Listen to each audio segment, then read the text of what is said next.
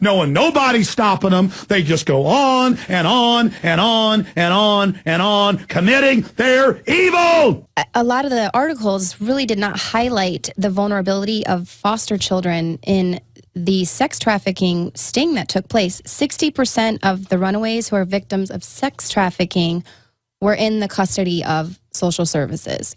I'm sure you heard about Florida, where it turned out the directors were pedophiles and 3,000 kids were missing and all that. What did they get? More money, more power. The incredible thing is, the worse they get, the more money and power they get.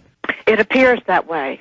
Tonight, there are hundreds of kids from Florida still missing. And some even dating back to the 1970s. Since June, nearly 20 new faces from Central Florida alone have been added to the National Center for Missing and Exploited Children database. These children, they don't have families necessarily that are, reporting them missing. They're vulnerable. So these are the targets. And so the police, the FBI, they rescue them, but then where do they put them? They put them exactly back in the system. The poorer the families are, those are the ones who are targeted because they don't have the wherewithal to fight the system or hire an attorney. And they are just caught up in it, and many of them are because their children are blue-eyed or blonde or exactly what someone wants, and those families are targeted. So it is just heartbreaking as to what is going on and what we've got to do in order to bring this to an end. The bodies of former state senator Nancy Schaefer and her husband Bruce were found today at their Habersham County home. Investigators say both had been shot. Preliminarily, it looks to be a murder-suicide. The GBI has 6 agents on the scene, 2 crime scene specialists. There will be a thorough investigation. And so I just want people to know the rest of the story. 3-day FBI raid rescues 105 children from prostitution and 150 arrested. But they came out of foster care in Houston, you name it, and they went right back to those. And then we have the reports where a lot of those foster care things are admitted to have child molesters in them. I have a report that an audit found that sex offenders were living and working in foster care homes. The addresses of more than 1,000 registered sex offenders match the addresses of licensed foster care facilities and homes. Absolutely. That's the Sacramento Bee. I remember about 7 years ago it came out that over 3,000 children were missing in Florida from foster care, and some were found dead in snuff film operations. Even CNN reported on this, and then suddenly it got shut down, and it turned out the director of Florida and his top 3 underlings were actually convicted child rapists. And then I found out the Texas Youth Commission, same deal. The truth is, a cult of child predators has pretty much, it's not just the Catholic Church, folks, they've taken everything over. I found statistically it's even worse in government. Oh, yeah. I mean, but no one wants to talk about that. Oh, yeah. Well, you have the DynCorp and UN peacekeepers who are involved. Yeah, you've got mainstream articles on that from a congressional hearing back when Cynthia McKinney was still there, where she brings up DynCorp running kidnapped women and children. And he doesn't deny it. I mean, it's a real case, but then he says they didn't get in trouble. Right. And then, boy, they went after her. You can say what you want about that lady. She has courage. Oh, yeah. Mr. Secretary, I watched President Bush deliver a moving speech at the United Nations in September 2003, in which he mentioned the crisis of the sex trade. The president called for the punishment of those involved in this horrible business. But at the very moment of that speech, DynCorp was exposed for having been involved in the buying and selling of young women and children. While all of this was going on, DynCorp kept the Pentagon contract to administer the smallpox and anthrax vaccines and is now working on a plague vaccine through the Joint Vaccine Acquisition Program. Mr. Secretary, is it policy of the U.S. government to reward companies that traffic in women and little girls? They're bullies. They like hurting children. Well, how do you explain the fact that DynCorp and its successor companies have received and continue to receive government contracts? I would have to go and find the facts, but there are laws and rules and regulations with respect to government contracts. And there are times that corporations do things they should not do, in which case they tend to be suspended for some period.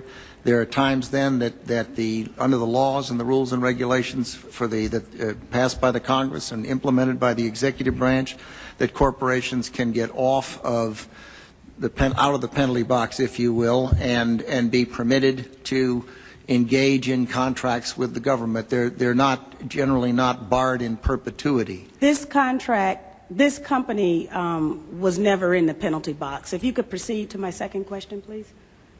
The second question,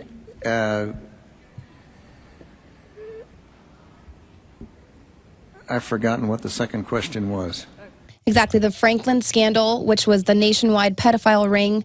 Republican Party. Exactly. There were two Republican power brokers who used the Boytown organization as kind of like a pedophilic reservoir to funnel these. And I had John DeCamp and others who blew the whistle on that on years before, and he said, oh, the big nest is at Penn State. On record, it freaked out the media. Years later, it came out they knew about that. Because, by the way, Sandusky was selling the kids to everybody. That's why he was raping children at noon on a Monday in the field house. I mean, that's like an aircraft carrier at noon. I mean, I played football. It's just people are in there 24/7. In the middle of the day, they were publicly raping children. Here's a report from the United Nations Office on Drugs and Crime, and there is a whole, basically just a whole thing about the opportunities for corruption in trafficking in persons.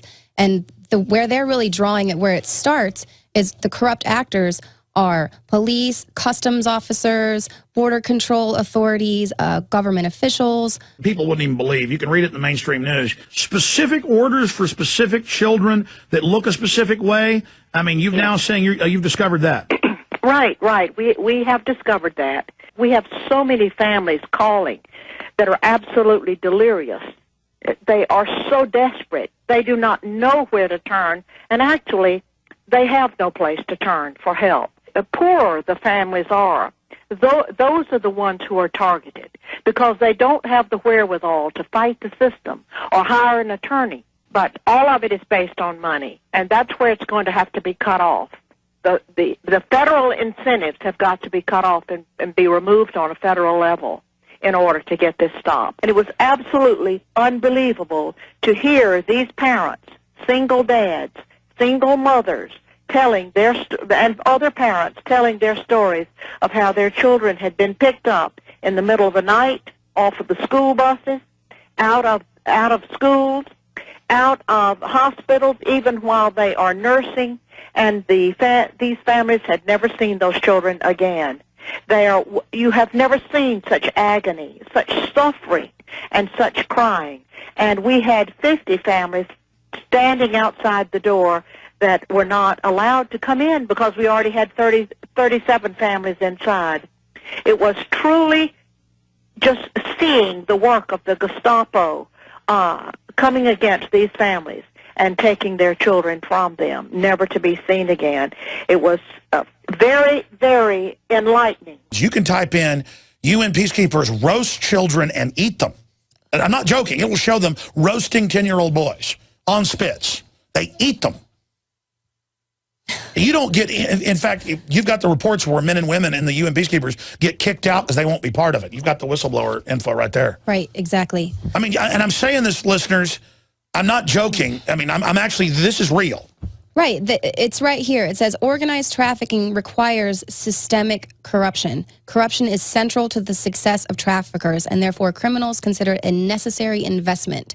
So they're bribing politicians, policemen, and they're getting to use the goods, so to speak. So they cover it up, and then they go in and get the little boys and little girls and the women and just turn a blind eye. But this is the taking of children by a protected empire, and it's, well, it has been horrible. It really has. And let me just say up front here now that my writing the corrupt business of Child Protective Services, which you probably have read at some point or another, that prompted me, of course, to give the speech at Eagle Forum for the conference last year, at the end of the year. I lost my Senate seat over this. And in working, and let me say that there are causes worth losing over, so it hasn't distressed me that much. It's just given me more time to work on this issue and other issues.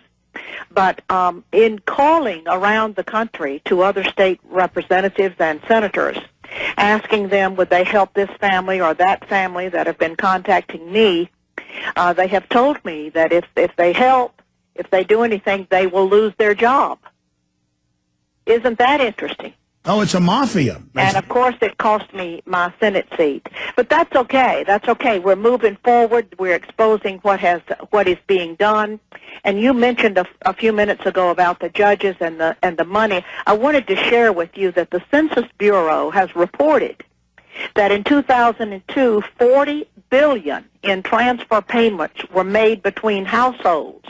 That money is under the direction and the control of family court judges. You break this down so well, but there's bounties on children's heads. Yes, there are. As a matter of fact, we just learned a few days ago that an order had even been placed to one of our Child Protective Services departments for a particular kind of child that they wanted. So there is a bounty on these children. As a matter of fact, when you break it down as to exactly what is happening, to promote these financial incentives, you have to go back to the Adoption and the Safe Families Act that was set in motion in 1974 by Walter Mondale, and then later was expanded upon by President Bill Clinton in 1997.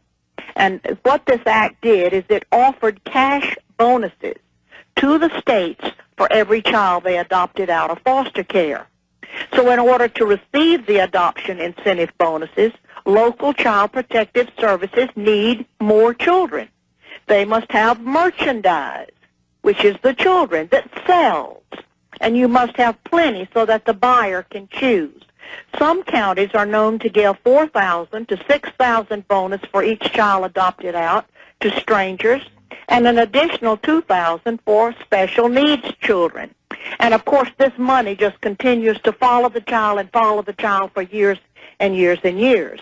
And the employees work to keep those federal dollars flowing. And that's why 67% of children nationally, and that happens to be the average in Texas as well, we have the state hearings on this, are on multiple psychotropic drugs because once they give them a designation, then the cash amount goes way up.